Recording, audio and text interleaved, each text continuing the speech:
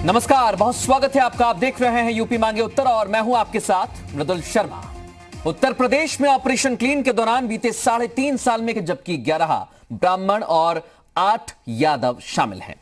ऐसे में ब्राह्मण जाति के लोगों पर अत्याचार की बात को लेकर विपक्ष जो आरोप सरकार पर लगा रहा था वो बेदम साबित हो गए। आंकड़े सियासी आरोपों की हवा निकाल रहे हैं। अब सवाल ये उठता है कि अपराधियों की कब से जाति होने लगी और उन्हें जातियों के नाम पर क्यों बांटा जा रहा है। एनकाउंटर में मारे जा रहे अपराधियों की जाति पर सियासत भी सवालों के घेरे में है। बहस इसी मुद्दे पर करेंगे, लेकिन उससे पहले आप ये खास रिपोर्ट देखिए।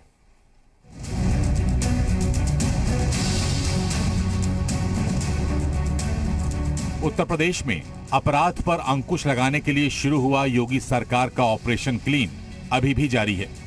3.5 साल के कार्यकाल में अब तक 124 अपराधी एनकाउंटर में मारे गए।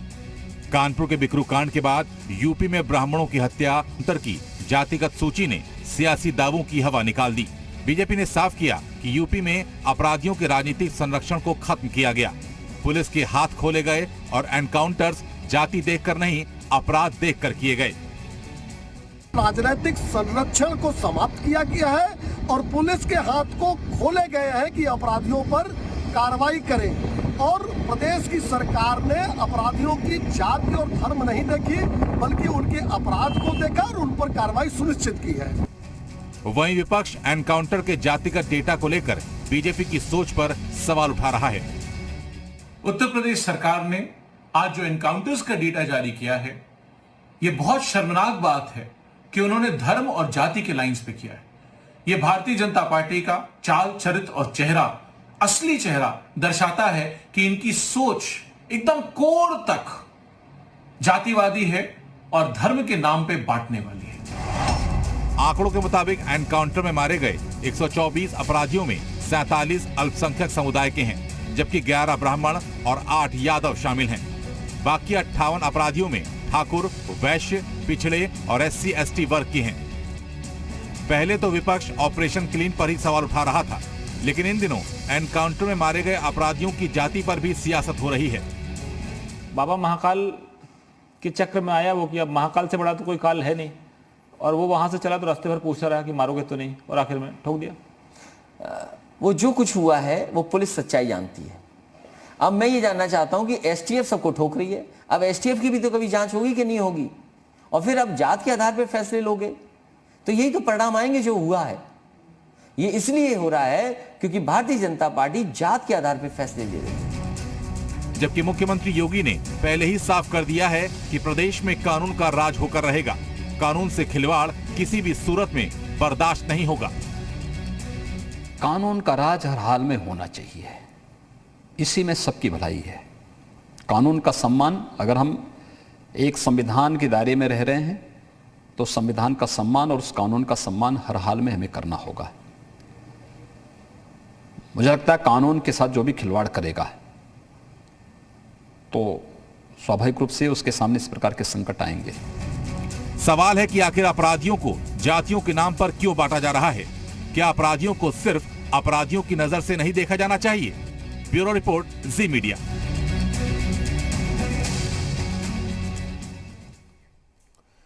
अपराधी अपराधी होता है, बदमाश बदमाश होता है, लेकिन यहां पर बदमाश और अपराधियों की भी जाति और धर्म देखा जा रहा है। हम आज इसी सवाल के साथ तमाम मेहमानों के पास पहुंचेंगे कि आखिर जाति और धर्म क्यों देखा जा रहा है। मेहमान इस समय हमारे साथ जुड़ गए अशोक पांडे, प्रवक्ता है बीजेपी के। अनुराग भदौरिया हमारे साथ जुड़ गए, पक्ष रखेंगे समाजवादी पार्टी का। उमाशंकर पांडे इस वक्त हमारे साथ जुड़े जो कांग्रेस का पक्ष रखेंगे। और अशोक धर द्विवेदी पूर्व DGP हैं, उत्तर प्रदेश के रहे हैं, लंबा अनुभव है। आपका भी बहुत स्वागत द्विवेदी जी। और राजिक वदूद राजनीतिक विश्लेषक के रूप में हमारे साथ मौजूद हैं। आप सभी का बहुत स्वागत है यूपी मांगे उत्तर में। और पहला सवाल मैं अनुराग भदौरिया आपसे पूछना चाह रहा हूं, क्योंकि 2018 में भी ये सवाल उठे थे कि मुसलमानों को, दलितों को टारगेट बनाया जा रहा है। फिर अगला साल आता है, एनकाउंटर लगातार जारी होते हैं, फिर कहा जाता है ब्राह्मणों को निशाना बनाया जा रहा है। क्या ये सवाल जो उठाए जा रहे थे इस रिपोर्ट से आपको लगता है कि अपराधी को अपराधी की तरह ट्रीट किया जा रहा है?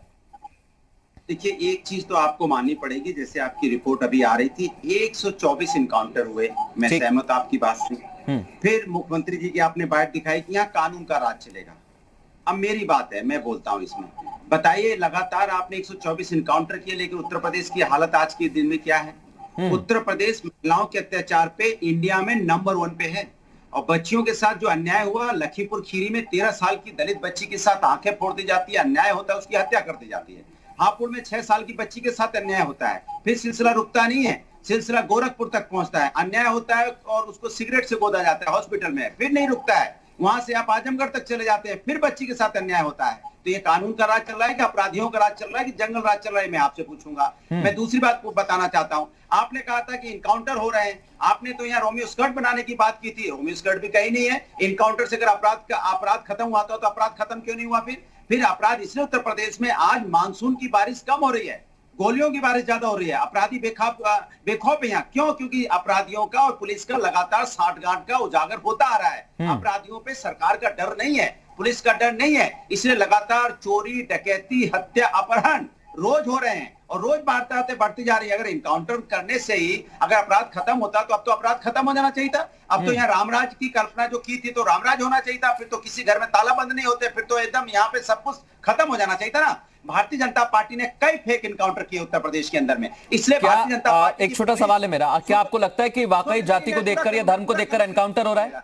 मैं पूरा कर लूं फिर पूछ लीजिएगा, मैं पूरा कर लूं। उसके बाद आपने देखा होगा कि कानपुर के अंदर में किस तरह पुलिस अपराधियों के साथ डिस्को कर रही है, किस तरह से अपराधियों के साथ उनका डांस चल रहा है। जब आप अपराधी के साथ डिस्को करोगे, उसके बाद आप कहोगे कि न्याय दिला पाएंगे अपराधी को, न्याय कैसे करेंगे आप? तो इसके मतलब कहीं ना कहीं जब आप पुलिस और अपराधी की साठगांठ नजर आती है, अपराधी के पुलिस के सामने अगर फिरौती का पैसा लेके भाग जाए, अगर अपराधी पुलिस का इनकाउंटर कर दे, अगर अपराधी थाने से आके भाग जाए, दोबारा के गाड़ी लेके चला जाए, इसके मतलब कि अपराधी और पुलिस की साठगांठ है, तब आपके इनकाउंटर पर सवाल उठता है। ठीक है, ये सवाल साठगांठ पर भी उठ रहे हैं, लेकिन मैं एक सवाल करना चाहता हूं। भदौरिया जी, आऊंगा आपके पास, उससे पहले अशोक पांडे जवाब दे रहे हैं। अशोक पांडे जी, अनुराग भदौरिया जी कह रहे हैं जाति धर्म तो छोड़िए, आप जिसको लेकर एनकाउंटर कर रहे हैं वही चीज पूरी नहीं हो पा रही, अपराध पर लगाम नहीं लग रही। देखिए, आपको बता दें कि ये दुर्भाग्यजनक है कि पहली बार मैं देख रहा हूं कि अपराधी की बिरादरी देखी जा रही है, और यह दंश इन लोगों को उसी दिन से हुआ जब हमारी सरकार इनकाउंटर करती है तो पेट में अनुराग भदौरिया को दर्द होता है। अभी आपने देखा जब विकास दुबे का काउंटर किया गया, उसको जब गिरफ्तारी की गई मध्य प्रदेश में, तीन लोगों ने कहा कि नाटक है। एक मिनट भदौरिया जी, वही बात आप पर लागू होती है। भदौरिया जी, आप पर लागू होती है, उन्हें पूरा तो करने दीजिए। नाटक है भदौरिया जी, उन्हें पूरा तो करने दीजिए सर। भदौरिया जी सुनिए मेरी बात। सर सुनिए मेरी बात। अनुराग भदौरिया जी, आपके जो सवाल हैं आप थोड़ी देर उसका इंतजार करें सर। भदौरिया किसी को दोनों की बात मुझे समझ नहीं आती ना सर। थोड़ी सी देर सुनिए, मैं आऊंगा आपके पास, दूंगा मौका आपको, चिंता ना करें। पांडे जी, आप कहिए अपनी बात। अपराध का राजनीतिकरण करने वाले समाजवादी पार्टी के लोग हैं और इन लोगों के रिजिम में अपराध फूला है। उसकी पत्नी विकास दुबे की इनकी पार्टी से जिला पंचायत सदस्य जो भी पांडे जी मेरी बात सुनिए आप। उसका हाथ, ये तो एक कांड हुआ सर, बहुत सारे ऐसे कांड हुए हैं उत्तर प्रदेश में जो ये बताते हैं कि पुलिस की कहीं ना कहीं मिली भगत रही है, पार्टी कोई भी हो। देखिए, जिन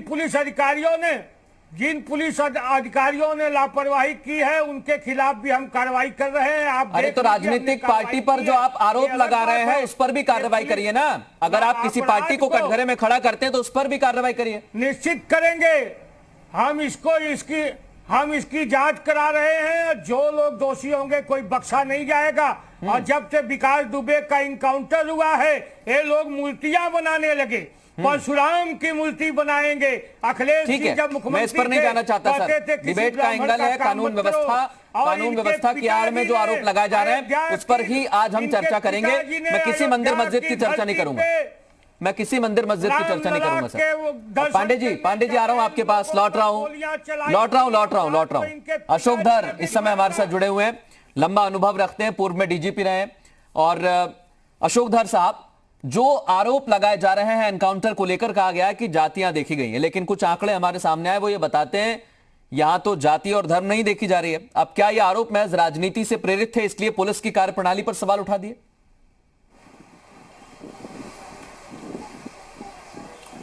देखिए, ऐसा है, जो आंकड़े आप बता रहे हैं उनको मैंने सुना और कहीं देखा भी है। ये वास्तव में जो एनकाउंटर की संख्या 124 बताई जा रही है, हमारा प्रदेश बहुत बड़ा है और बहुत बड़ी आबादी प्रदेश की है। प्रदेश कई देशों से बड़ा है। इसके साइज को देखते हुए एक संख्या बहुत ज्यादा नहीं है, बहुत ज्यादा नहीं है।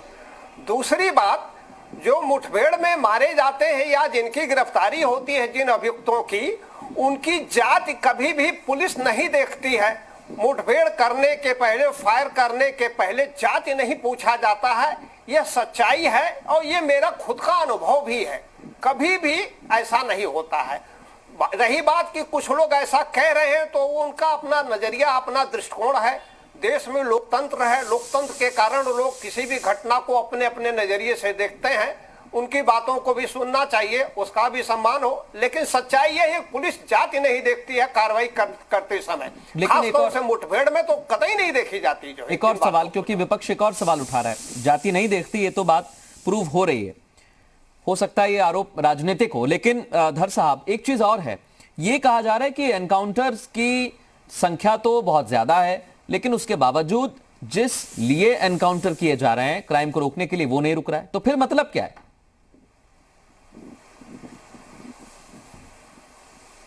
देखिए, एक अगर कोई कह रहा कि एनकाउंटर से ही क्राइम रुक जाएगा, तो वो अपने आप में कथन सत्य नहीं है। मेरा खुद का अनुभव जो है कि एनकाउंटर एक माध्यम से अपराध कतई नहीं रुकेगा। जो 365 दिन की पुलिसिंग होती है, वह काम होते रहना चाहिए। बीच बीच में अलग अलग घटनाओं में एनकाउंटर भी हो जाते हैं। तो 365 दिन पुलिस को काम करने की जरूरत है, और जब वो काम करेगी पुलिस, तभी अपराध कम होंगे। अपराध कभी भी शून्य नहीं होते हैं। जैसे अभी मैं सुन रहा था, कुछ वक्ता ने कहा कि अपराध खत्म नहीं हुए।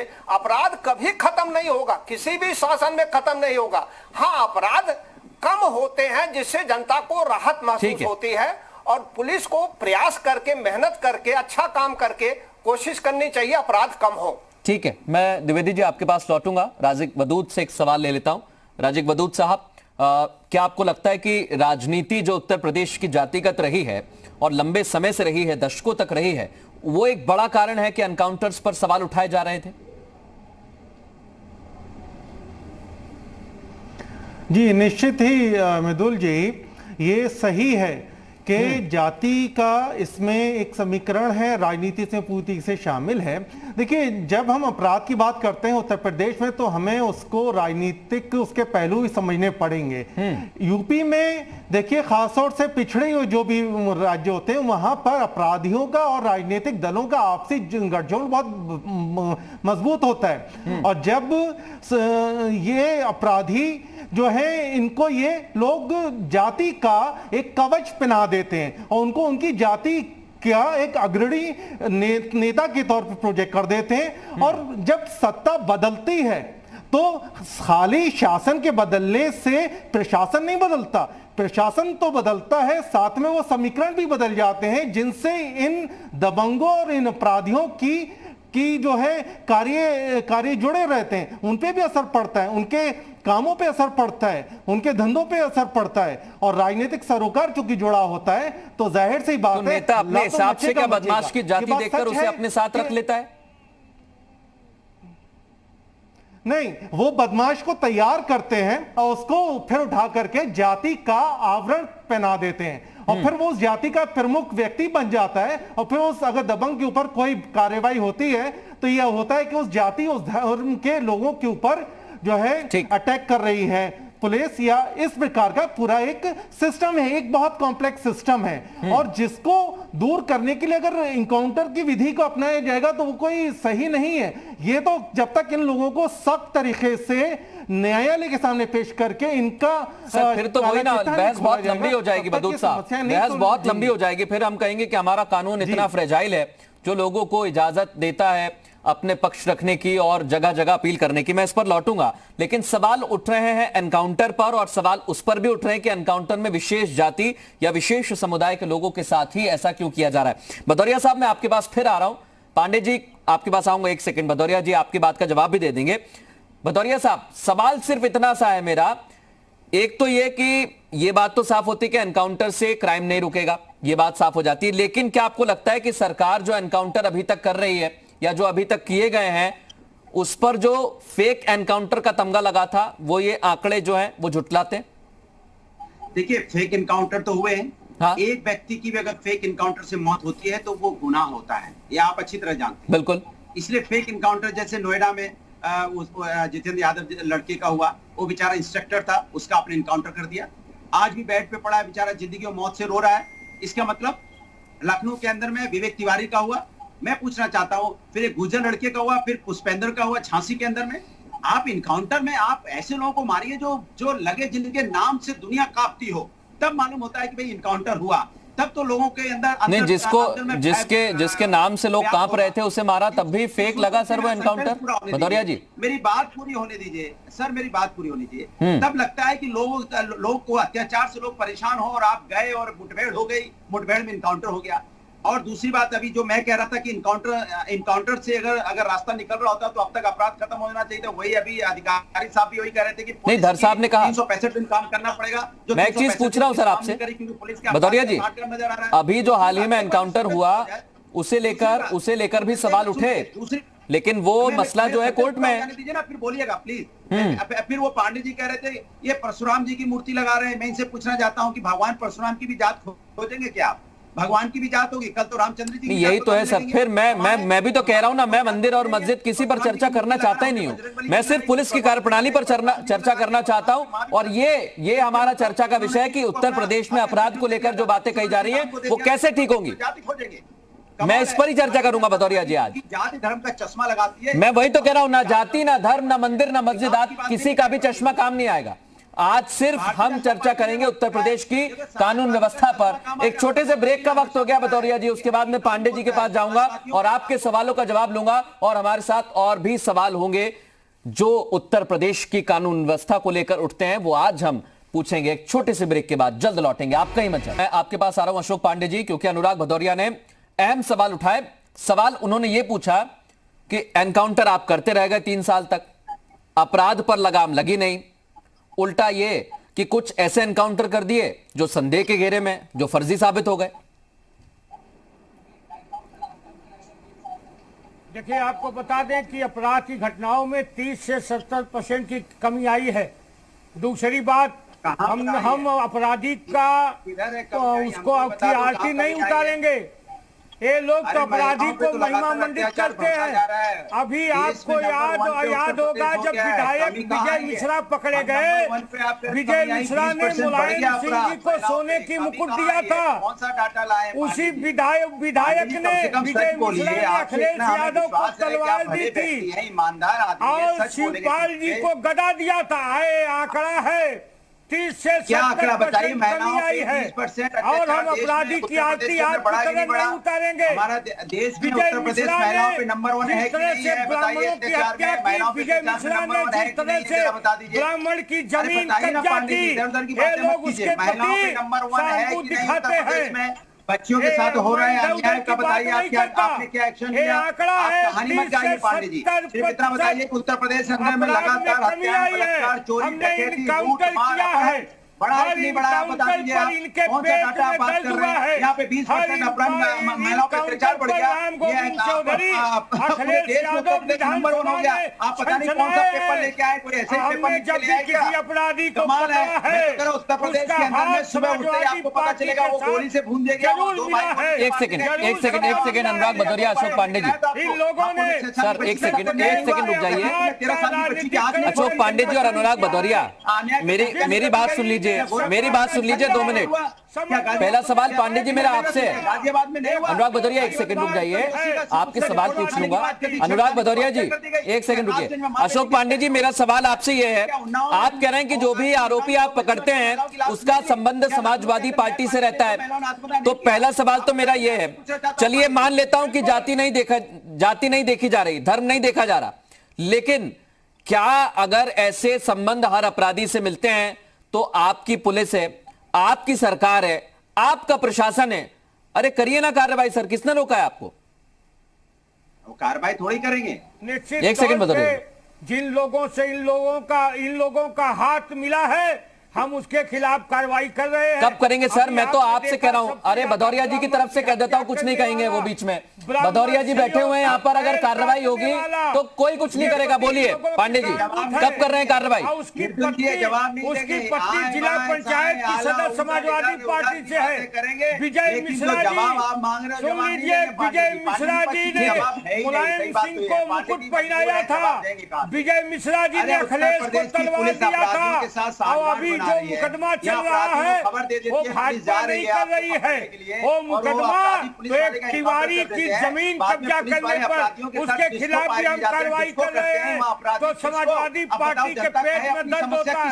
जरा बताइए ना, समाजवादी पार्टी का हाथ हर अपराधी। ठीक है, मैं आप दोनों को रोकता हूं यहाँ पर। अशोकधर द्विवेदी जी के पास जा रहा हूं मैं। सुनिए, एक मिनट सुनिए, एक मिनट। अशोक पांडे जी और अनुराग भदौरिया जी, आप दोनों रुक जाइए। अशोकधर द्विवेदी जी, सवाल सिर्फ आपसे मेरा यही है कि अगर ऐसी बातें या ऐसे दावे किए जाते हैं कि अपराधियों के संबंध राजनीतिक पार्टी से हैं, तो फिर राजनीतिक पार्टी जो भी नेता का नाम सामने आता है उस पर कार्रवाई क्यों नहीं होती है?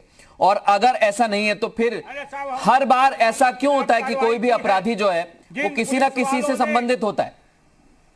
अरे ये तो अमृतुल जी, एक सेकंड भदौरिया जी, लापरवाही बढ़ती है, हमने उसके खिलाफ। एक सेकंड रुक जाइए।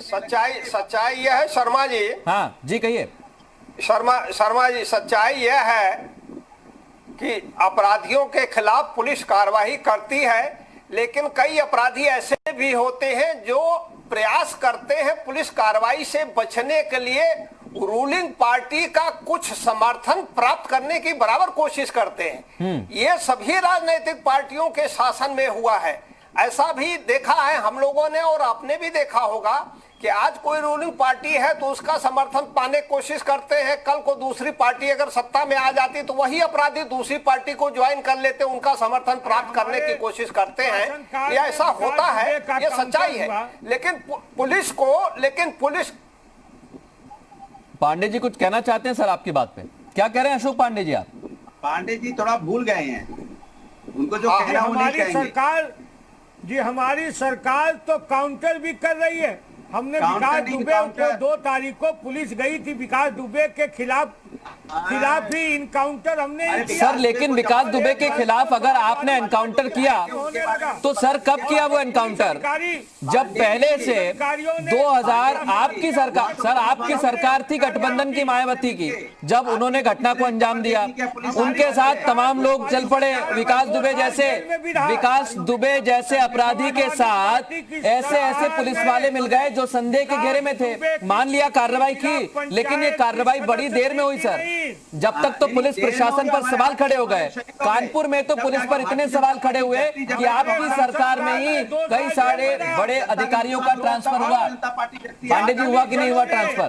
गड़बड़ किया उसके खिलाफ हमने कार्रवाई भी की। वही मैं कह रहा हूँ ना, हुआ कि नहीं हुआ ट्रांसफर? चल रही थी तब आप नहीं रोक पाए उनको। वहाँ पुलिस और अपराधी का साठगांठ चल रहा था, उस समय क्या कर रही थी आपकी? मैं आ रहा हूँ धर साहब, अपनी बात कंप्लीट करिए, उसके बाद आऊंगा। भदौरिया जी एक सेकंड, डिपार्टमेंट क्या कर रहा था? एक सेकंड द्विवेदी जी, अशोकधर द्विवेदी जी अपनी बात कंप्लीट कर लें, उसके बाद बदूत साहब आपके पास आ रहा हूं। हाँ, मैं यही कह रहा था कि ये अपराधी कोशिश करते हैं, लेकिन पुलिस को इन बातों को किनारे करके अपनी कार्रवाई करनी चाहिए। और तमाम ऐसे अच्छे अधिकारी हैं जिन्होंने समय समय पर कार्रवाई भी किया है। दूसरे तरीके के भी अपराधी हैं जिन्होंने शिथिलता बरती है, जैसा कि विकास दुबे वाले केस की बात हो रही है। इसमें भी कुछ लोगों ने, पुलिस अधिकारियों ने या लोकल पुलिस ने लापरवाही किया है, जिसकी जांच हो रही है। वही तो सबसे अहम सवाल है कि अगर आरोपी शिथिलता बरतता है, फिर ये कहा जाता है विकास दुबे जैसे अपराधी का एनकाउंटर होता है कि ये तो ब्राह्मणों पर अत्याचार है। बदूत साहब, अगर ब्राह्मणों को लेकर सवाल है या यादवों को लेकर सवाल है या फिर किसी भी जाति धर्म को लेकर सवाल है, तो फिर यही समझेंगे ना कि राजनीति चमकाने के लिए इस तरीके के सवाल उठा दिए जाते हैं। आ रहा हूं बदौरिया, इसके बाद नहीं, देखिए, एनकाउंटर जब शासन बदलता है तो व्यवस्था बदल जाती है, और व्यवस्था में अपराधियों के गठजोड़ भी बदल जाते हैं। और उस हिसाब से जब इनकाउंटर होते हैं या अपराधियों की धरपकड़ होती है, तो फिर जाहिर सी बात है किसी पुरानी रूलिंग पार्टी का कोई ना कोई चहिता होगा जो पकड़ा जा रहा होगा या जिसका इनकाउंटर हो रहा होगा, या किसी नई जो मौजूदा रूलिंग पार्टी होगी उसका कोई पुराना मामला होगा। तो बेसिकली कहीं ना कहीं एक प्रकार की ये राजनीतिक ही है। ये इनकाउंटर और ये अपराधियों का गठजोड़ जो है और जो राजनीतिक दल हैं, इनको ये कोई भी अलग अलग आप करके देख ही नहीं सकते। ये इनकाउंटर राजनीतिक कहीं ना कहीं बू के शिकार हैं। चाहे राजनीतिक दल इसके खिलाफ बात, इसके आज जो बात कह रहे हैं कि विनय तिवारी का क्यों हो गया, तो बात ये उठती है कि विनय तिवारी इतना बड़ा गैंगस्टर कैसे बन गया, और फिर किस प्रकार से बाकी और अपराध होते हैं, चाहे पश्चिमी उत्तर प्रदेश देख लीजिए, चाहे पूर्वी उत्तर प्रदेश देख लीजिए, अपराधियों और राजनेताओं का गठजोड़ जग जाहिर है। हर कोई जानता है कौन किस पार्टी का बड़ा दबंग लीडर है या दबंग समर्थक है। तो बिल्कुल, ये कुछ आंकड़े और हैं हमारे पास, कुछ आंकड़े और हैं, वो मैं जनता को बताना चाहूंगा। वदूद साहब, उसके बाद भदौरिया साहब से कमेंट लूंगा। हाँ, कहिए, आप कहिए। मृदुल जी, एक चीज कहना चाहूँ, जब तक पुलिस प्रशासन को संविधान ने जो, कानून ने जो उनको इख्तियार दिए हैं, उसकी खुली छूट नहीं दी जाएगी बिना राजनीतिक दबाव के। जब तक पुलिस प्रशासन कार्यवाही नहीं करेगी निष्पक्ष होकर के, हर सरकार में चाहे किसी का शासन हो, पुलिस प्रशासन निष्पक्ष होकर के और अपनी पूरी ताकत से अगर काम करे, तो ये सारे मुद्दे, ये समस्याएं उठे ही ना और एक दबंग नजर आए पूरे। मैं वदूद साहब आपके पास लौट रहा हूं, कुछ आंकड़े बताते हुए इस चर्चा को आगे बढ़ाऊंगा और भदौरिया साहब के पास जाऊंगा। ऐसे आंकड़े भी हैं जो 2012 का चुनाव हो या फिर 17 का चुनाव हो या फिर आने वाला चुनाव होगा, उसमें भी हम देखेंगे। वो ये बताते हैं कि राजनीतिक पार्टियां उन्हीं को उम्मीदवार बनाती हैं जिन पर आपराधिक मामले दर्ज होते हैं। हम सारे अपराधों पर यह फिक्स नहीं करते कि वो आरोपी हैं और वो अपराधी हैं, तो इसको आप अपने हिसाब से देख लीजिएगा। लेकिन भदौरिया जी, समाजवादी पार्टी पर भी ऐसे आरोप लगते रहे हैं, अब आप विपक्ष में बैठे हैं तो बीजेपी को भी कटघरे में खड़ा कर रहे हैं।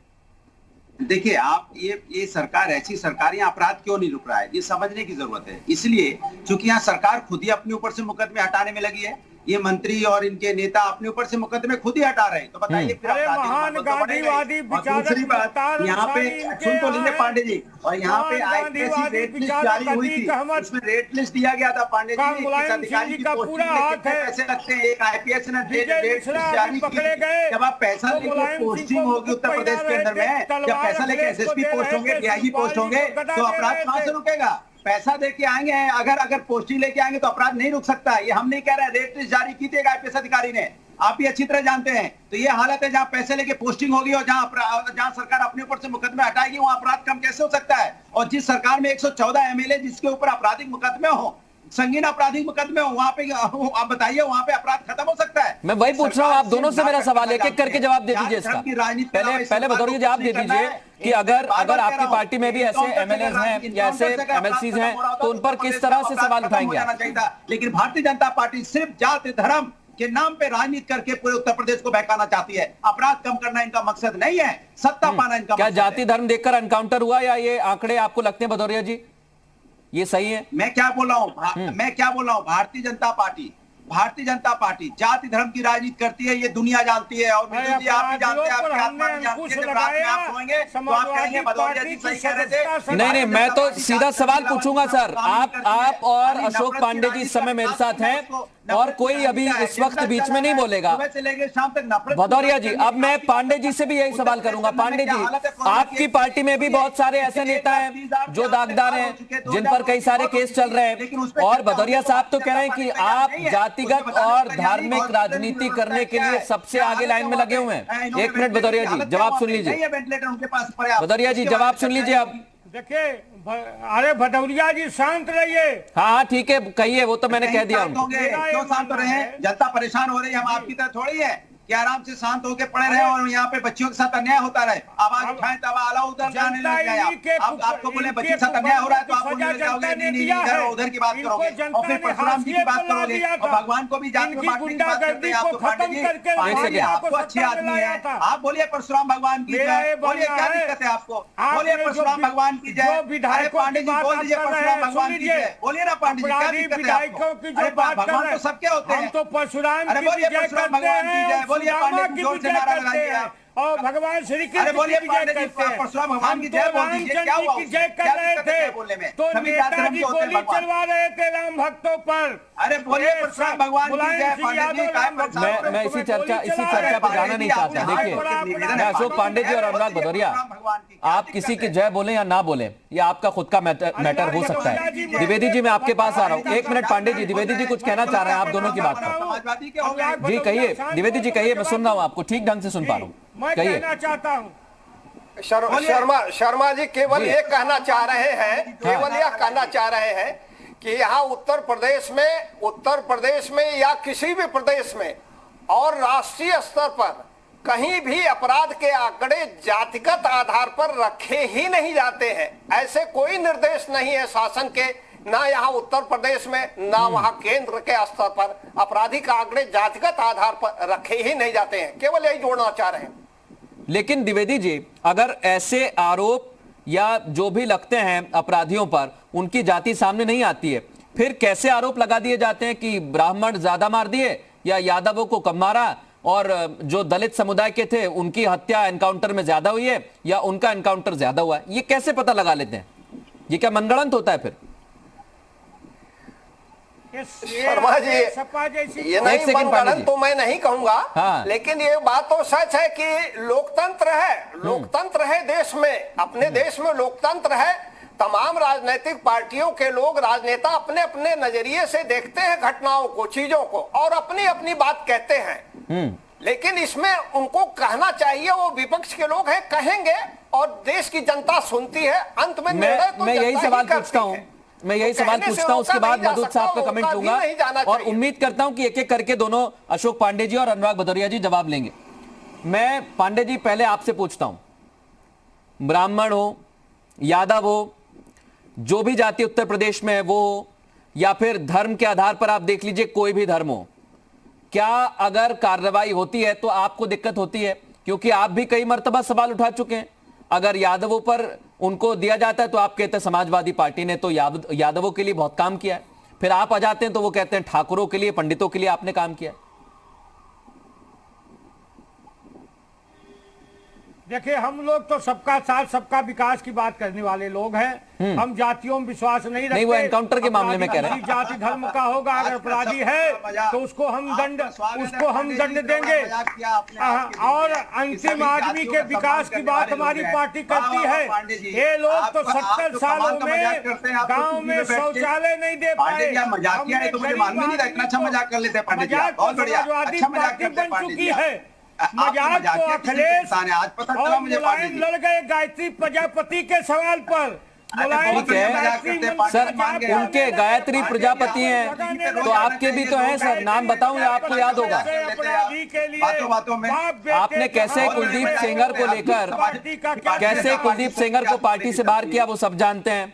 आप कह रहे हैं कि समाजवादी पार्टी के गायत्री प्रजापति तो आपके भी हैं। मैं वही कह रहा हूं ना सर, कोई दूध का दूल्हा नहीं है यहाँ पर। भदौरिया जी, अब मैं आपके पास आ रहा हूं, क्या आपको लगता है जातिगत आधार पर एनकाउंटर पर सवाल करना ठीक है, या फिर पूरे ही एनकाउंटर पर आपको सवाल है? देखिए, भारतीय जनता पार्टी बेसिकली उसके डीएनए में है धर्म जाति, उसके अलावा उनके पास कोई एजेंडा नहीं होता है। पांडे जी अच्छा मजाक कर लेते हैं, कह रहे थे आज भी मजाकिया मूड में कह रहे थे कि सभी जाति धर्म का भारतीय जनता पार्टी सम्मान करती है। आप भी जानते होंगे भारतीय जनता पार्टी जाति धर्म की राजनीति करती है। विकास से उनको कोई लेना देना नहीं है। विकास के नाम पे विकास जुड़े से तो उनका संबंध होता है, लेकिन सामाजिक विकास से नहीं होता है। अभी पांडे जी से मैं पूछूंगा, चैलेंज करके पूछूंगा, सब पूरा व्यूअर पूरा उत्तर प्रदेश देख रहा है, एक हॉस्पिटल का नाम पांडे जी बता दीजिए जो बीजेपी ने बनाया। एक हॉस्पिटल का नाम बता दीजिए पांडे जी, एक यूनिवर्सिटी का नाम बता दीजिए। आपने तो बोला था हम 10 यूनिवर्सिटी बनाएंगे, एक यूनिवर्सिटी बनाई हो तो बता दो, हाथ जोड़ के पूछ रहा हूँ। एक हॉस्पिटल बता दीजिए, हाथ जोड़ के पूछ रहा हूँ। एक स्पोर्ट्स बच्चों के खेलने का स्टेडियम बता दीजिए, हाथ जोड़ के पूछ रहा हूँ। एक रोड बता दीजिए, हाथ जोड़ के पूछ रहा हूँ। एक आप बता दीजिए आपने रोजगार दिया हो, हाथ जोड़ के पूछ रहा हूँ। बताइए हॉस्पिटल का नाम पांडे जी, एक हॉस्पिटल का नाम बताइए पांडे जी। वही पुरानी बातें और उन्हीं पुरानी बातों पर बहस। सवाल यह है कि अगर एनकाउंटर हुए तो क्राइम रुका क्या? सवाल यह है कि एनकाउंटर ब्राह्मणों के हो रहे थे, लेकिन जो आंकड़े सामने आए वो तो ये बताते हैं कि अपराधियों की जात नहीं देखी जा रही है। मैं आप दोनों को रोकना चाहूंगा, वदूद साहब के पास जा रहा हूं, क्योंकि वदूद साहब कानून को लेकर सरकार उत्तर प्रदेश में कोई भी रही हो, चाहे वो मायावती की सरकार हो या अखिलेश यादव की या फिर अभी हाल ही में बीजेपी की सरकार काबिज है, तो क्या आपको लगता है कि कानून व्यवस्था को लेकर हर सरकार को घेरा जाता है और ये सबसे बड़ी दिक्कत है प्रदेश की कि कानून को लेकर सरकारें सवालों के घेरे में रहती हैं?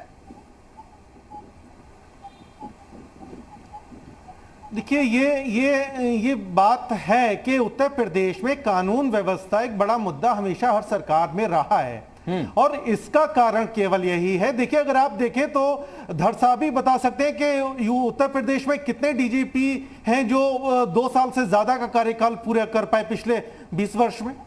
तो देखिए जब व्यवस्था ही नहीं बनाने दी जाएगी, जब शासन व्यवस्था ही नहीं बनने देगा तो अपराधियों पे कैसे लगाम लगाई जाएगी। और अपराधियों पे लगाम इसलिए भी नहीं लगती क्योंकि सबका कोई ना कोई आका मौजूद है। कोई भी अपराधी, कोई भी पॉकेट मार अगर बहुत बड़ा गैंगस्टर या बहुत बड़ा जो है प्रभावशाली व्यक्ति बन जाता है अपने क्षेत्र का और बहुत पैसे वाला भी बन जाता है, उसके परिवार से 2-4 लोग जिला पंचायत और कुछ मुखिए और 2-1 विधानसभा में भी पहुंच जाते हैं, तो ये सब कैसे हो जाता है? क्योंकि उनको राजनीतिक रूप से कहीं ना कहीं शरण मिलती है, राजनीतिक आका उनके मिल जाते हैं। तो जब तक ये राजनीतिक जो आपसी जो रिश्ता है अपराधियों का और राजनीति का, उस पर जब तक लगाम नहीं लगेगी, जब तक इलेक्शन रिफॉर्म्स नहीं आएंगे तब तक कुछ नहीं हो सकता। ये स्थिति यूं ही चलती रहेगी। जब जिसकी सरकार आएगी तब वो जो है ये बात कहेगा कि हम जीरो टॉलरेंस की बात कर रहे हैं और दूसरा विपक्ष जो है वही तो सवाल है। देखिए बहुत सारे ऐसे केसेस हैं जो इतिहास के पन्नों में दर्ज हैं, चाहे सरकार किसी की भी रही हो, कभी ना कभी ऐसा वक्त आता है जब अपराधियों से साठगांठ के आरोप सरकारों पर लगते हैं। धर साहब आपका तो लंबा अनुभव है, चाहे मुलायम सिंह यादव की सरकार हो या फिर कोई भी सरकार रही हो, मैं किसी पर पर्टिकुलरली नहीं कहना चाहूंगा, मैं सब पर कहना चाहूंगा जी। तो ये ऐसी चीजें जब सामने आती रहती हैं तो कभी कभी ऐसा लगता है कि ये राजनीति के चलते ही आवाज उठाई जा रही है। जी कहिए।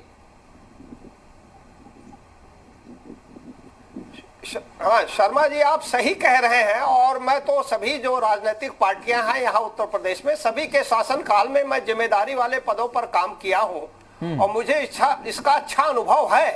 तो अपराधी तो बराबर कोशिश करता है राजनीतिक संरक्षण प्राप्त करने का और ऐसे भी राजनेता रहे जिन्होंने बड़ा साफ निर्देश दिया है पुलिस को कि आप कार्रवाई करिए, अगर अपराधी है वो उनकी पार्टी से भी जुड़ा हुआ तो भी कार्रवाई करिए, उसको बख्शिए मत।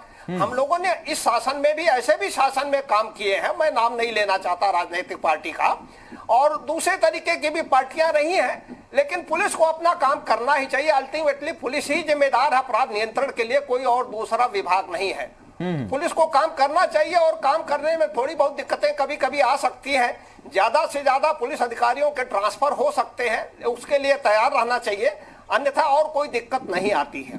तो काम करना चाहिए पुलिस को।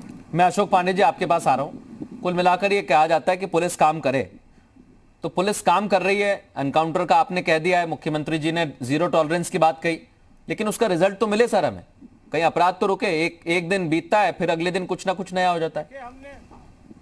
वो एक डाटा लेके आए 30% का, पांडे जी एक डाटा लेके आए 30% का, अभी आपने कंप्यूटर में टाइप करके खुद ही ले आए हैं, ऐसा पेपर एक लेके आए हैं, वो दिखा रहे हैं कि 30% इसमें कम हो गया। आज अपनी जान बचा के भाग रहे हैं, हर इनकाउंटर पे समाजवादी पार्टी के पेट में दर्द हो जाती है। पेट में दर्द हमारे नहीं है, पेट में दर्द इसलिए है क्योंकि महिलाओं पे अत्याचार हो रहा है उत्तर प्रदेश के अंदर में छोटी छोटी बच्चियों के साथ, 12 साल की 13 साल की 6 साल की 16 साल की बच्चियों के साथ अन्याय हो रहा है। तो पेट में दर्द, दिमाग में दर्द, शरीर में दर्द, हर जगह दर्द हो रहा है। आपके नहीं हो रहा तो मैं क्या करूं? इन बच्चियों पे अत्याचार हो रहा है, आपके पेट में दिमाग में दर्द नहीं हो रहा है, तो चिंता का विषय है पांडे जी। आप इसको चिंतन कीजिए, भारतीय जनता पार्टी को बैठ के मनन आंख बंद करके चिंतन करना चाहिए कि छोटी बच्चियों के साथ अत्याचार हो रहा है और समाजवादी के पेट में दिमाग में दर्द हो रहा है, तो इसमें क्या गलत है? आपको दर्द नहीं हो रहा तो मैं क्या करूं बताइए पांडे जी, क्या करूं? आप छोटी छोटी बच्चों के साथ अन्याय हो रहा है और आपके पेट में दिमाग में दर्द नहीं हो रहा है, ये चिंता का विषय नहीं है। विधानसभा में भारतीय जनता पार्टी कह रही है कि अगर बच्चियों पे अत्याचार हो रहा है, अन्याय हो रहा है, अखिलेश यादव हमारी सफलता है। आप नारा देते थे बेटी बचाओ बेटी पढ़ाओ, और बेटियों के साथ अन्याय हो रहा है तो हमें तकलीफ नहीं होगी, समाजवादियों को तकलीफ नहीं होगी, आपको नहीं तकलीफ हो रही है तो हम क्या करें इसके लिए? जो भी घटना हुई है प्रकाश में आई है, हमने कार्रवाई की है, अपराधी कहीं भी रहा है वो गिरफ्तार हुआ है, लापरवाही में अगर पुलिस अधिकारी रहा है तो उसके खिलाफ भी हमने कार्रवाई की है। नहीं, सवाल ये है ना सर, सवाल तो ये है ना, क्या यहाँ पर धर्म देख के एनकाउंटर किया जा रहा है? सबका सवाल ये खड़ा होता है कि अगर धर्म देख के एनकाउंटर नहीं किया जा रहा है, सभी को अपराधी मानकर पुलिस कार्रवाई कर रही है, तो किसी के पेट में दर्द नहीं होना चाहिए। पहली बात तो ये। दूसरा ये, जब फेक एनकाउंटर होते हैं तो उसकी जांच होती है या उस पर अगर सरकार पर सवाल खड़े होते हैं तो भी किसी के पेट में दर्द नहीं होना चाहिए। पहले अनुराग भदौरिया कुछ कहना चाह रहे हैं, बहुत छोटा जवाब रखिएगा सर, पांडे जी के पास भी जाना। एकदम छोटा जवाब दूंगा। कहिए पूरे इतिहास में पहली बार 8 पुलिस वाले शहीद हुए किसकी सरकार में? बीजेपी की सरकार में। कहिए हाँ या ना। पहली बार महिलाओं पे इतना अत्याचार बढ़ा किसकी सरकार के? बीजेपी की सरकार में। कहिए हाँ या ना। उत्तर प्रदेश के अंदर पहली बार इतना अनएम्प्लॉयमेंट बेरोजगारी बढ़ी है, कहिए हाँ या ना। उत्तर प्रदेश के अंदर में रोडों पे इतने गड्ढे हुए हैं पहली बार इतिहास में, कहिए हाँ या ना। उत्तर प्रदेश के अंदर में आज की बात, किसान सबसे ज्यादा परेशान है जिसकी इनकम लगभग 0 हो गई है, कहिए हाँ या ना। आप बताइए कि इस प्रदेश के अंदर में जो यूथ है, जो युवा है, वो बेचारा, मैं किसके आंकड़े मानूं? ये लेकर आप जाइए जनता के बीच में, वो बेहतर बताएंगे आपको कि आपके आंकड़े कितने सही है कितने गलत है। देखिए, आपके आंकड़े कुछ और कहते हैं, पांडे जी के आंकड़े कुछ और कहते हैं। हमारा काम यह है कि हम बिल्कुल सत्य दिखा रहे हैं और ये तस्वीर आज हमें उत्तर प्रदेश से सामने आई है कि यहाँ पर अपराधी की जाति और धर्म नहीं देखा जा रहा है। पांडे जी, अनुराग भदौरिया जी, अशोकधर द्विवेदी जी और बदूत साहब, बहुत शुक्रिया। वक्त थोड़ा सा कम है इसलिए पूरा जवाब नहीं ले पाऊंगा। सवाल यही है कि अपराधी कोई भी हो, अगर अपराध करता है तो उसे सजा मिलनी चाहिए, लेकिन सजा कैसी होनी चाहिए यह भी जान लीजिए। कानून के मुताबिक जो सजा है वो मिलनी चाहिए, क्योंकि सवाल फेक एनकाउंटर्स पर भी खड़े हो रहे हैं और दावा यह किया जा रहा है कि प्रदेश अपराध मुक्त हो गया है। इसका फैसला आप खुद करें। एक छोटा सा ब्रेक।